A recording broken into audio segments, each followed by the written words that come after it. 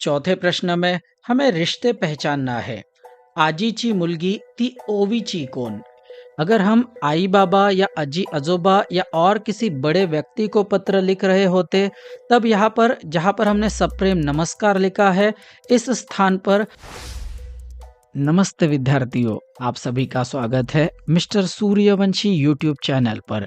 अगर आप पाठ क्रमांक 5 आइस पत्र के सभी क्वेश्चन आंसर ढूंढ रहे हैं तो यह वीडियो आपके लिए है। तो चलिए बिना किसी देरी के वीडियो की शुरुआत करते हैं।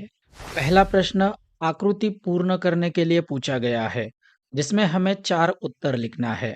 प्रश्न है, ओवीने वर्णन केलेला गावातील सुंदर निसर्ग। उत्तर में हम लिख सकते हैं, हिरवेगार डोंगर, झुळझुळ वाहणारी नदी, पिकांनी बहरलेलं शेत, डोलणाऱ्या गवत फुलांचं माळरान। अगला प्रश्न है, आजीच्या हाथचे चविष्ट पदार्थ। हमें 2 पदार्थों के नाम लिखने हैं। पाठ में भाजी भाकरी यह शब्द साथ में आया है, इसीलिए एक बॉक्स में हम लिखेंगे भाजी और दूसरे बॉक्स में हम लिखेंगे भाकरी। दूसरा प्रश्न है, पत्र लेखनाच्या नियमानुसार खालील व्यक्तींसाठी योग्य पर्याय निवडा। पहला है आई बाबा। आई बाबा के लिए जब आप पत्र लेखन करोगे तब आई बाबा के लिए क्या इस्तेमाल करोगे? क्या वह तीर्थ स्वरूप है, क्या वह प्रिय है, या क्या वह तीर्थ रूप है? हमें याद रखना है, जब कभी भी हम पत्र लेखन करेंगे तो आई बाबा के लिए हम इस्तेमाल करेंगे तीर्थ रूप, और आजी अजोबा हो या और कोई बड़े व्यक्ति हो उनके लिए हम इस्तेमाल करेंगे तीर्थ स्वरूप। मित्र मैत्रीन को जब हम पत्र लिखेंगे तब मित्र मैत्रीन के लिए हम इस्तेमाल करेंगे प्रिय शब्द। तीसरा प्रश्न हमें कारण लिखने के लिए पूछा गया है। देवळात 2 तास कसे गेले ते ओवीला समजले नाही। हमें इसका कारण लिखना है। हम लिखेंगे, देवळात कथा, काव्य, नाट्य यांचा सुंदर मिलाप असलेला कीर्तनाचा कार्यक्रम खूप रंगला होता आणि सगळेजण कीर्तनात दंग होऊन गेले होते। दूसरा प्रश्न, ओवीने आईला पत्राचे उत्तर पत्रातूनच पाठवायला सांगितले। हमें इसका कारण लिखना है। हम लिखेंगे, ओवीलाही आईचे पत्र मिळाल्याचा आनंद अनुभवायचा होता। चौथे प्रश्न में हमें रिश्ते पहचानना है। आजीची मुलगी ती ओवीची कोण? आजीची आई ती ओवीची कोण? ओवीचे बाबा ते आजीचे कोण? आईचे बाबा ते ओवीचे कोण? उत्तर में हम लिखेंगे, आजीची मुलगी ती ओवीची आई, आजीची आई ती ओवीची पणजी, ओवीचे बाबा ते आजीचे जावई, आईचे बाबा ते ओवीचे अजोबा। इस प्रश्न में हमें पत्र लेखन करना है। सवाल है, तुमच्या मित्राला किंवा मैत्रिणीला निबंध स्पर्धेत प्रथम पारितोषिक मिळाल्याबद्दल त्याचे किंवा तिचे अभिनंदन करणारे पत्र लिहा। अर्थात आपके दोस्त ने या आपकी सहेली ने निबंध स्पर्धा में अर्थात ऐसे कंपटीशन में पहला नंबर हासिल किया है, हमें उनका अभिनंदन करते हुए पत्र लिखना है। सबसे पहले हम लिखेंगे दिनांक। दिनांक लिखने के बाद एक लाइन छोड़कर हम लिखेंगे प्रिय मित्र, और जिस मित्र को हम पत्र लिख रहे हैं, जिस मैत्रीन को हम पत्र लिख रहे हैं, उस मित्र या उस मैत्रीन का नाम। यहाँ पर मैंने समीर और स्नेहल लिखा है। आप अपने मित्र का नाम या अपने मैत्रीन का नाम यहाँ पर लिख सकते हो। हमने प्रिय यह संबोधन इस्तेमाल किया है, क्यों? क्योंकि हम अपने मित्र को पत्र लिख रहे हैं।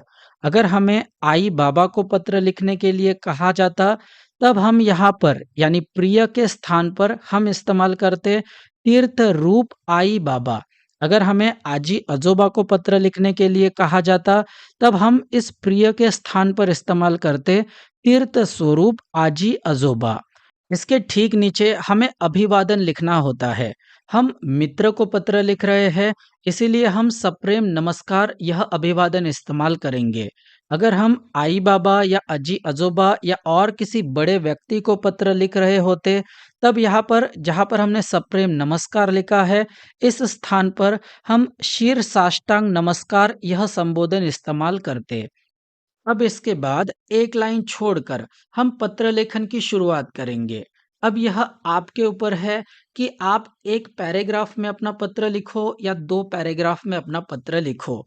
लेकिन जितने भी पैराग्राफ आप करोगे, यह याद रखोगे कि आपको लाइन छोड़कर ही नेक्स्ट पैराग्राफ स्टार्ट करना है। हम लिखेंगे, आजच मला तुझ्या शाळेतील निबंध स्पर्धेचा निकाल कळला. तुला निबंध स्पर्धेत प्रथम पारितोषिक मिळाले हे ऐकून मला खूप आनंद झाला. तुझे मनपूर्वक अभिनंदन. दूसरा पॅराग्राफ एक लाईन छोडकर. तुझे वाचन नेहमीच खूप चांगले असते आणि तुझे विचारही स्पष्ट असतात. तुझ्या या मेहनतीचे आणि कौशल्याचे हे फळ आहे. तुझा हा यश संपादन करण्याचा प्रवास असाच पुढे चालू राहो, हीच सदिच्छा. हम तीसरा पैराग्राफ भी करेंगे. काका काकूंना माझा नमस्कार सांग. भेटल्यावर आपण नक्कीच आनंद साजरा करू. इसके बाद एक लाइन छोड़कर हमें जो भी लिखना है वह 4 लाइनों का होगा, हमें यह याद रखना है। एक लाइन छोड़कर हम पहली लाइन में लिखेंगे तुझाच मित्र, तुझीच मैत्रीण। दूसरी लाइन में लिखेंगे, यहाँ पर आपको आपका नाम लिखना है। और तीसरी और चौथी लाइन, ये 2 लाइनों में आपको आपका पता लिखना है। तो पहली लाइन, दूसरी लाइन, तीसरी लाइन, चौथी लाइन, यह कंटिन्यू चलेगी। इसके बाद एक लाइन छोड़कर हमें ईमेल एड्रेस बनाना होता है। ईमेल एड्रेस कैसे बनाओगे?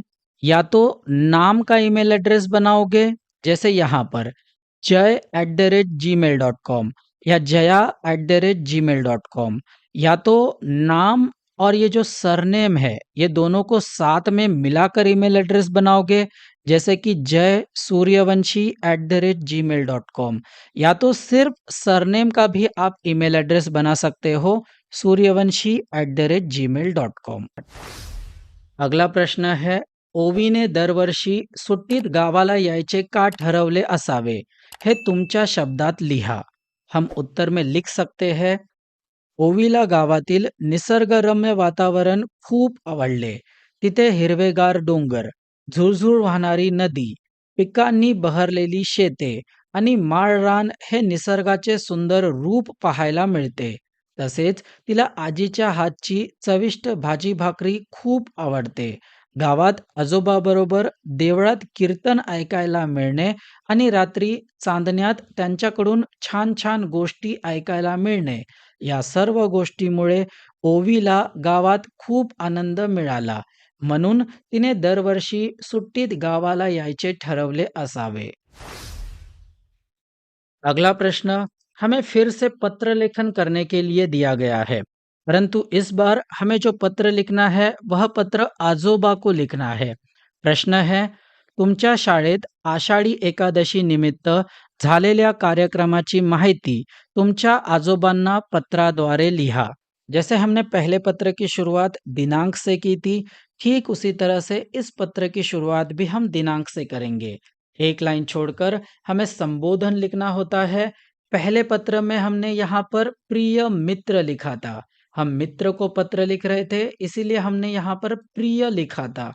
यहाँ पर हम आजोबा को पत्र लिख रहे हैं, इसीलिए हम यहाँ पर तीर्थ स्वरूप लिखेंगे।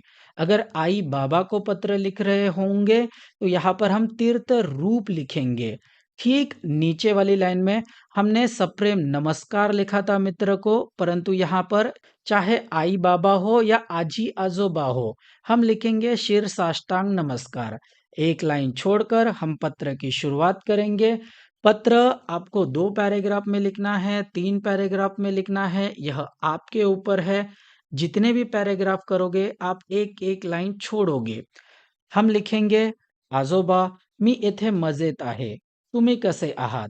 हे पत्र मी तुम्हाला आमच्या शाळेतील आषाढी एकादशीच्या कार्यक्रमाची माहिती देण्यासाठी लिहित आहे।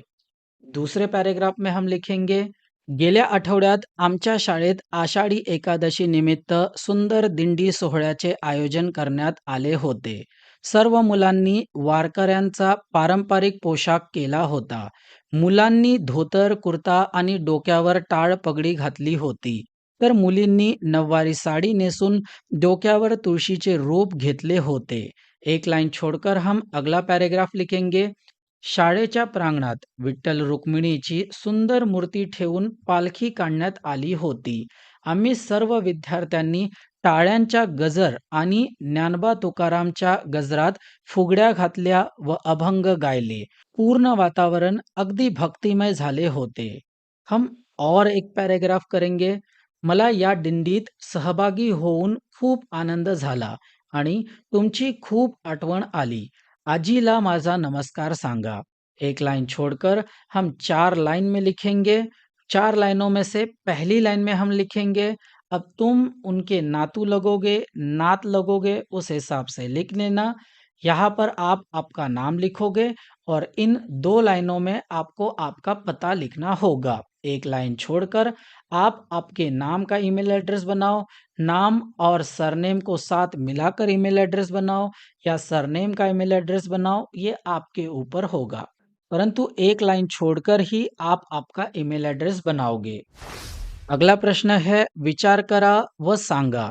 संवादाच्या पारंपरिक साधनाची नावे हम लिख सकते हैं। पत्र, तार, संदेशवाहक, दवंडी। दूसरा है संवादाच्या आधुनिक साधनांची नावे हम लिख सकते हैं। भ्रमणध्वनि अर्थात मोबाइल फोन, सोशल मीडिया जिसमें व्हाट्सएप मैसेजिंग ऐप्स आएंगे। तीसरा है संगणक या लैपटॉप जिसमें हम ईमेल वगैरह भी भेजते हैं। और चौथा है टेलीविजन। इस पाठ में अंतिम प्रश्न आपको उपक्रम करने के लिए है। यहाँ पर भी आपको पत्र लिखने के लिए ही बोला है। यह पत्र भी हमें आजोबा को ही लिखना है। परंतु प्रश्न है, दूरगावी असणाऱ्या आजोबांची खूप आठवण येत आहे। अशा वेळी आपल्या भावना आजोबांना कळवणारे हमें पत्र लिखना है। पत्र का तरीका वही है। पहले हम दिनांक लिखेंगे, फिर हमें संबोधन लिखना है, फिर हमें अभिवादन लिखना है। उसके बाद आपको पत्र लिखने की शुरुआत करनी होती है। जो भी आपकी भावनाएं हैं, वह भावना आपको 2 पैराग्राफ में बतानी है, 3 पैराग्राफ में बतानी है, 4 पैराग्राफ में बतानी है, वह आपके ऊपर है। आप दिए गए पैराग्राफ पढ़ना और आप अपने उत्तर अपने शब्दों में लिखने का प्रयास करना। हमने लिखा है, आज अचानक तुमची खूप आठवण आली, म्हणून तुम्हाला हे पत्र लिहित आहे। तुम्ही कसे आहात? आजी कशी आहे? आशा आहे की तुम्ही दोघेही तिथे मजेत असाल। एक लाइन छोड़कर, गेल्या सुट्टीत मी जेव्हा गावी आलो होतो, तेव्हा तुमच्यासोबत घालवलेले दिवस मला खूप आठवत आहेत। संध्याकाळी बागेत फिरताना तुम्ही सांगितलेल्या छान छान गोष्टी, तुमचा मायेचा स्पर्श आणि तुमचा प्रेमळ सहवास यांची मला रोज आठवण येते। तुमच्याशी बोलल्याशिवाय माझा दिवस पूर्ण झाल्यासारखा वाटत नाही।